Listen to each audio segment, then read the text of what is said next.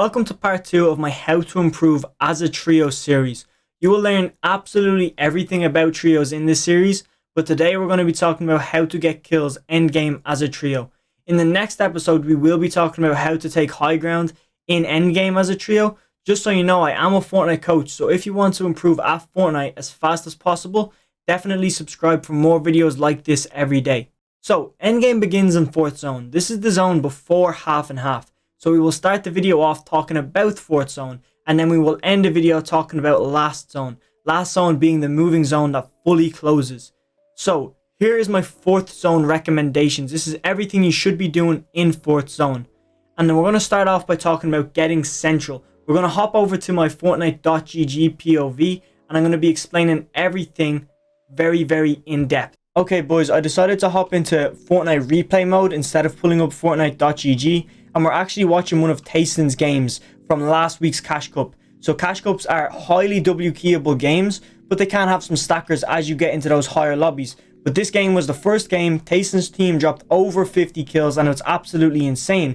But I just want to show you how he played the zone when it got to 4th zone. This is 4th zone right here, and the next zone will be half and half. We will watch a bit of the gameplay, but not too much. It's not a full VOD review. I just specifically want to show you the snippet. But look where Tayson is right now on the map, okay? He is actually about to hit a pad, but look where he is, okay? And there's two things you want to always look at when you look at a zone like this, okay? And that's actually the rivers. There's always going to be rivers. Well, not always, but for a certain amount of zones, there will be rivers. And when you look at the split, okay? For example, Brixie over here, he's across the water. So if half and half pulls, he should realize that he should be on the other side of zone, because if half and half is to pull, look how much land is here. See all this green? Look how much land is here, but versus over there. Therefore, if there's more land on this half, this is about like 2/3 land, then the river, then another third of zone. So if he just actually decided to be on this side of zone, he could have got way more chance of being in next zone, or at least an easier rotate, because he wouldn't have had to use the stream. If you have to go across that stream, bro, it's just chaos, especially if it was a stacked zone. So he is on dead side, to be fair, of zone, and he actually does end up getting zone. Zone pulls up here, but I want you to focus on something as we go through this gameplay real quick, okay? Just notice how Tayson's team play. I believe this is Tayson's team right here, these three guys. I'm not too sure though, but they're all splitting if that's correct. We'll see right now when I pull up the gameplay. So let's just watch this, okay? So look at all their kills, okay? They absolutely fragged out. And you can see Tayson decides to play up here. So let's just watch a bit of this gameplay. He decides to hit the pad. He's actually going with his teammate. Yeah, they were his teammate. They decide to go for that kill, but they don't. And then they all decide to key here. So we just have a little replay bug where it freezes. But look at the way they're all playing. They're taking this guy who's center zone. They decided, I can't hear their comms, but they decided to take the fight that was center zone over the one edge zone. I'm guessing because of half and half. And we can see now when we pull the map back up, it ends up pulling. So for whatever reason, they decided to take this center fight over this over here. I know they were getting beamed, but still they didn't really get hit that much. They could have taken that fight. I think the decision that they made to take this center zone right here was because if you're center, okay, so it's not exact center, bro, but it's high ground center. You can see the way they're on a mountain right here, and they're on a shit ton of builds. So when you have like center like this, okay, let me just get rid of this menu on the side. I believe I can do that. Yep. And then I want to actually just get rid of this, and we'll draw it again, okay? So when you look at where they are in zone and how compact they are, they're taking a 3v2, which is a great like decision to make, as in getting the pick and stuff. But 4th zone pulls over there. Look how easy that is to rotate for them, and they're in zone. You get me? They're literally chilling. And if they have a pad, I don't know how to, like, I guess I can play it out. But if they have a pad, they can pad when zone. I'm gonna just draw it in purple. So when, let's say, you know, when zone starts pulling. And it gets smaller, so it looks something like this, I guess. It's a fat ass line, bro. But let's say zone is like that, and all out here is zone, okay? So zone has progressed, and they have to move. I don't think I'm gonna fully draw this out. I just want enough to give you guys a good example, okay? But they can pad somewhat like this, and you can see Brixie's over here, and I would still suggest rotating Brixie's way because of this tree. If you guys pad and swerve around this tree right here, you're going to be in a nice little pocket of zone right here. And the thing is, there's nobody going to be boxed up here because it's in zone right now. But by the time you guys land, that will be like a nice place to land. And this whole team has to rotate like this. They have to white line that. That's a hard rotation, and that's them center there. But look how long they have to run. You guys can white line it and end up here. Very easy. or you guys can pad and go all the way around and have the potential to get one extra kill on Brixie, because that's a good fight to take because he's a solo, and still hold the rest of the zone from where you guys are at. Here is a better spot to hold everybody that's coming in, because they are forced to box up beside you. If you're here, they're going to just box up right here, so you can pressure the shit out of them. But I would say the best rotate for this team is actually to see this bit of a tree here that I kind of colored off, is to just wrap around and do the same thing but come in over on this side. So that way you keep the distance, and maybe these don't see you because of this little, I guess, mold right here. But you guys pick up what I'm putting down. When half and half pulls, it's actually really good to be central. And I've showed, like I said, I've shown this method off before. But if you're central like these guys, okay, I'm just going to draw a rough center, okay? Zone can pull in many different directions. For them, it pulled like this, okay? Pulled right here. But it can also pull somewhat to your right, like this, somewhat to your left, and then somewhat below you. So if you've zones like this, again, I'm going to draw it in maybe, well, what's a savage color, bro? Like red or something, because that's a serious color. You know, that's the channel colors, bro. But like this, okay? If half and half pulls like that, no, that's not exact half and half, bro. That's a whack drawing. But if half and half pulls like this, on either side like this, again, these are just rough drawings. You're central. It's the same run from here to here. It's the same run from here to here. Whereas Brixie was lucky to get the pull, but these guys were not lucky to get the pull. And the thing is, they're going to be scuffed, because that's like a, what, 2 or 3 team fight. And these guys have an easy rotate. They can rotate late and still get there before these guys, unless these guys rotate early, which won't happen because they're in a fight. So in order for these guys to rotate, they have to white line it like that. That is the distance that they have to run. Okay, that's just to get to the edge. If they want a solid spot in zone, look how far they have to run when I can join it. That's a long ass run. And then when you look at, for example, these guys just run to get exact same spot, it's literally half the distance. And if they have a pad, they don't have, it's a 5-second journey with a pad. If they have peppers, it's like a 8-second journey, bro. This team, on the other hand, they're going to be getting held, and they have to rotate that, which is just, it's just chaos, bro. And hopefully that makes you understand why you need to be central in 4th zone. Now, you don't have to be center, bro. You can, like, let me get another color, like, again, yellow.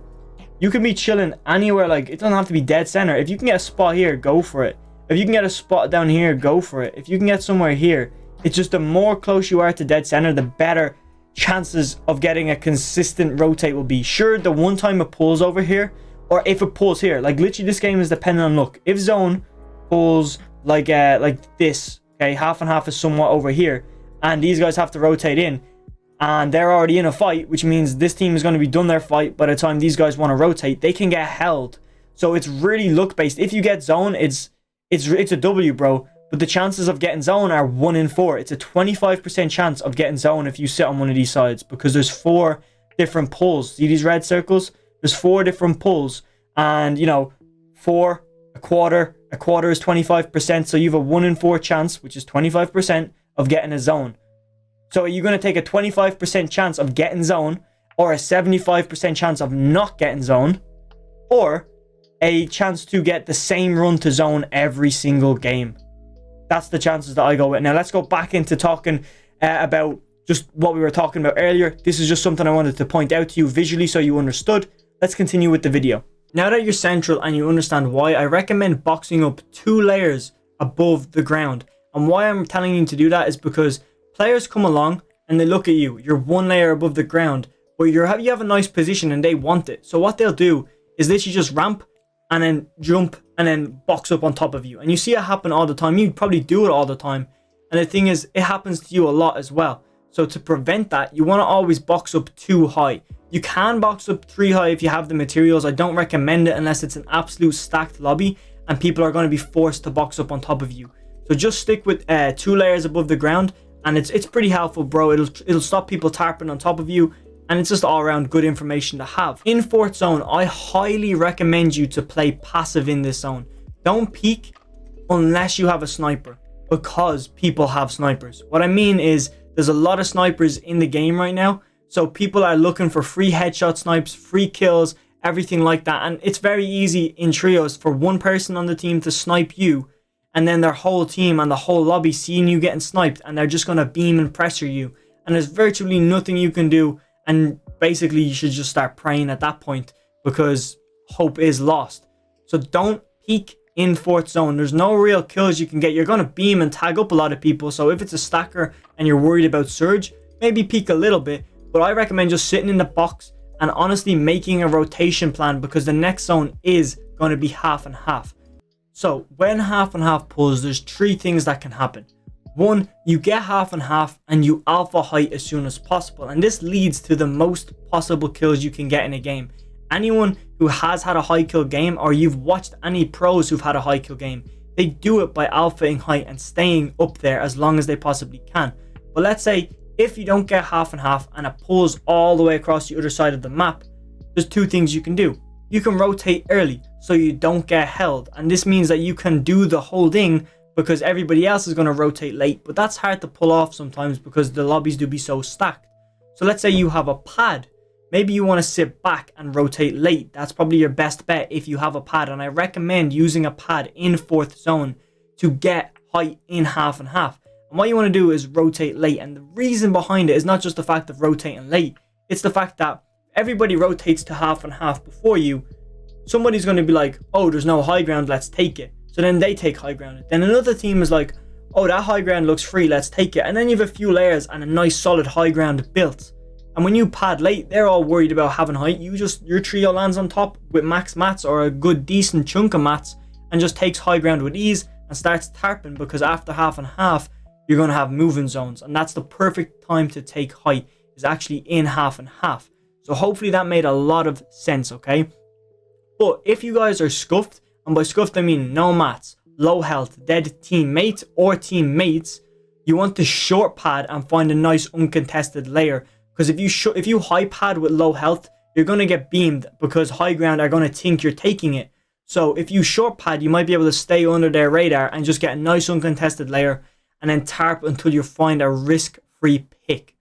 So now we're in 6th zone. This is where the whole video kind of gets its concept of how to get kills in endgame. This is where you should be starting to target and frag out. This is where most pro players will pick up an insane amount of kills. This can take a 20 kill game into a 30 or 40 kill game if you're, playing at them high stakes. But just be advised, the more kills you go for, the higher the risk of dying is. Because every time you go back into another fight, there could be a better player yet still on the other side of that wall you're about to take that can kill you, and that could completely wipe everything. So going for insanely high kill games is kind of like an all or nothing thing. You either win or you lose. And I recommend playing a more mid tier, taking a few kills, maybe taking a 15-20 bomb, but making sure you have the W as well, because that will stick with you on the scoreboard record way more than a high kill game. And from then on, your rest of your games you can frag out. Just take as many W's as you can. So like I said, we're in 6th zone, and this is where people start to frag out. I just want you to know that it's a 10 tick. This is important. Whether you're on high ground, mid ground, or low ground, stay in the front, okay? Stay at the front of all moving zones from here on out. This allows you to spray back at kids who are at the back of zone. And if you're at the back of zone, it tends to mean that you're scuffed. You don't really have any awareness of what's going on, or just unfortunate events led you to be at the bottom layer, fully scuffed. Even if it's not the bottom layer, if it's on high ground and there's kids behind you, if it's on mid ground and they're behind you, you should be able to turn back and spray into zone.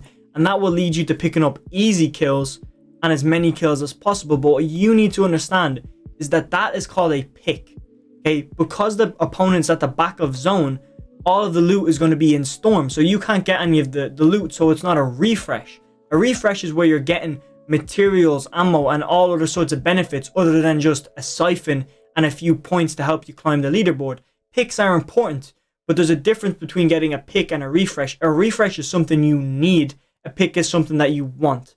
So we're going to talk about how to get a refresh now. That's how to get easy picks. It's just to tarp at the front of zone, look back and spray the shit out of everybody, because you're going to pick up an insane amount of kills, and that's great for, moving you up the tournament ladder, like I said, but not great for getting the materials, the loot, the weapons, whatever it may be. Now here is a bit of science, okay? Okay, so you need to identify a good refresh, and believe me when I say there's a bad refresh and there's a good refresh, and you need to understand the difference, okay? A bad refresh is going for somebody on ultimate low ground or just normal low ground. And that's bad because they're there for a reason. They're not great players, which does give you a benefit. They're easy kills, but they're not going to have great materials, because why would you be on low ground if you had stacked mats? It just doesn't make sense. So why would you go to somebody who has no materials, to get materials, because that's the main reason you need a refresh. So here's my bit of science to you, and this is what you should be doing. It's actually going for refreshes on mid layers, okay? Mid layers. So not height, not ultimate low, but on the mid layers, because that's where the players tend to be better, but they also know how to tarp so they can conserve mats instead of just spam building. So when you kill them, you're going to get a lot more materials than the base 150 you're going to get off the guy on low ground. And therefore, if you get a big refresh, you don't have to fight as many people. You don't have to get 2 or 3 small refreshes. You just get one big one when you're at your lowest, and then you'll probably be able to take high ground from it. I'm going to give you a formula on actually getting a refresh. It's pretty scientific. So when looking for a refresh, you need to look for either a duo or a solo. Now, if you understand what I'm about to say, I need you to hit me with a 100 IQ in the comments. Everybody who does that is just straight up getting hearted, okay? We're going to do a bit of maths to explain this. If there's a 3v3, that basically means it's a 50-50, because there's 3 players on this team and there's 3 players on this team, which means it's in even fields. This team could win or this team could win, so it's a 50-50 split. And that means it's a high risk fight. Anything could happen. You could win or you could die. It's split straight down the middle. But then if you go into a 3v2, okay, that's a 60-40 split. 60% chance you win or a 40% chance they win. It's in your favor. So it's a mid-risk fight, okay? And the good thing about mid-risk fights is there's enough materials off 2 dead bodies to allow you to take high ground. So if you're thinking about taking high ground after you get a refresh, you should be looking for a free duo that you can kill in endgame, because teams be, sometimes you have solos in endgame, sometimes you have duos, sometimes you have trios. That's a good pick to go for, is duos, because you're going to get a shit ton of mats. But then, if you have really low mats and you don't think you're a very good player or highly skilled in endgame, go for a 3v1, because now the odds are increased in you winning, and it's a 75-25. So there's a 75% chance you win the fight if it's a 3v1, because you have the strength in numbers. Now, there is enough materials off one player on mid layers to keep you alive and keep tarping until next zone, but then you have to repeat the process again and either look for a duo or a solo, because you won't have enough materials to take high ground and you're going to need another refresh. But picture it as like, you have a fuel meter, and that's your materials. So you have max materials, you don't need a pick, and then you're on really low materials, you need to get a pick. If you get a big pick, that goes right back up to full. But if you don't get a big pick, it's going to half fill it. So therefore it's going to run out faster, and then you need to just keep, topping it up. It's kind of like when you're drinking water, bro. You just got to keep drinking and got to keep filling it up, bro. So keep it rolling like that. So hopefully that bit of maths helped you. But once you have found your target, you need to focus tarping beside them, then focus on getting piece control so they can't get out when you do go for the kill. And then that's when you go for the kill. And it's important that you get a cone in their box, not a ramp, because if you place a ramp, they're going to be under it, especially if you're coming in at the side. So you need a cone, because that way when you have the cone, they can't drop. And when you kill them, the loot isn't going to fall all the way down if somebody's spraying up as well. That cone hopefully will remain solid, and hopefully you're tarping out of hard materials like brick. So therefore it's going to be strong and you can loot up while the zone is moving. Then if you kill the duo with that refresh strategy I just told you, where you go in from the side, you should definitely crank for height or pad for height after killing a duo. But if it's a solo, I suggest just keep it rolling and look for another pick. That's what your first priority should do, is set your eyes on another pick and just tarp alongside them until you need the pick. So with that said, that's how you get kills endgame in trios. On screen right now, you can see the previous episode, and make sure to subscribe for more videos like this every day.